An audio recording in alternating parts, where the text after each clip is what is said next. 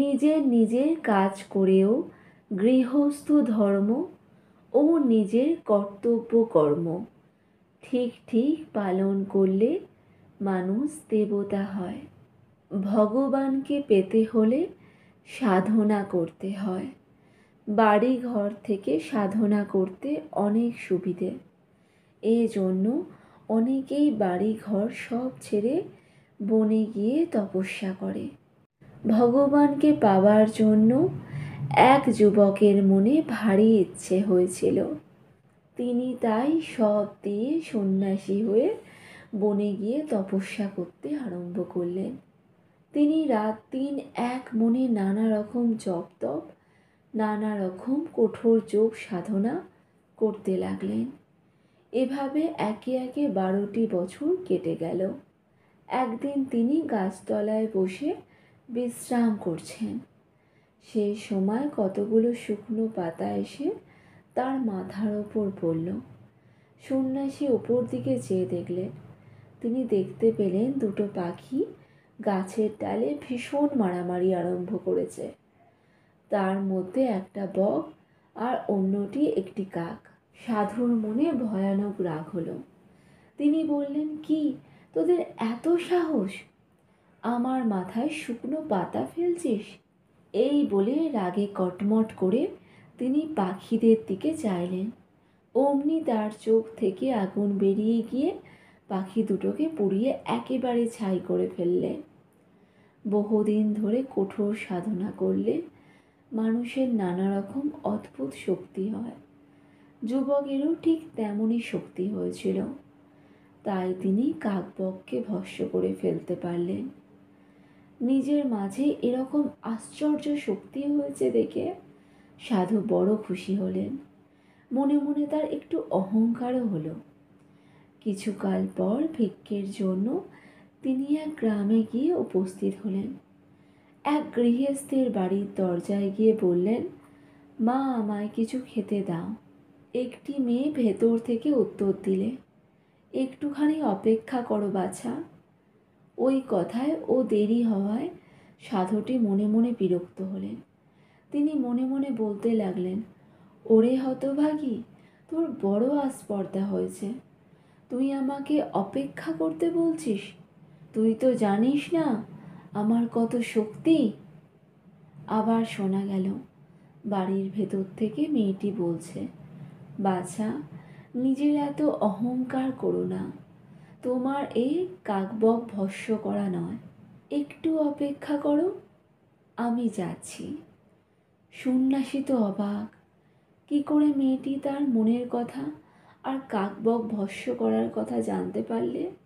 সাধুর সব অহংকার চূর্ণ হয়ে গেল। চুপটি করে দাঁড়িয়ে তিনি মেয়েটার জন্য অপেক্ষা করতে লাগলেন। কিছুক্ষণ পরে একটি মেয়ে বাড়ির ভেতর থেকে বেরিয়ে এসে সন্ন্যাসীর সামনে দাঁড়ালো। তার পায়ে প্রণাম করে সাধু জিজ্ঞেস করলেন, মা, তুমি আমার মনের কথা কি করে জানলে? আর কি করেই বা জানলে আমি কাক ও বক ভস্ম করেছি?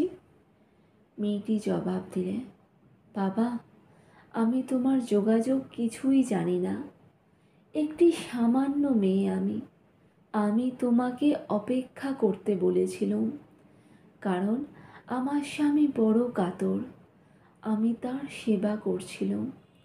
তার সেবা করা যে আমার কর্তব্য।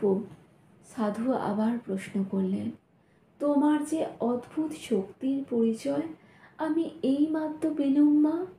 অনেক সাধনা না করলে এই রকম শক্তি আসতে পারে না। তুমি নিশ্চয়ই অনেক যোগ সাধন করেছ।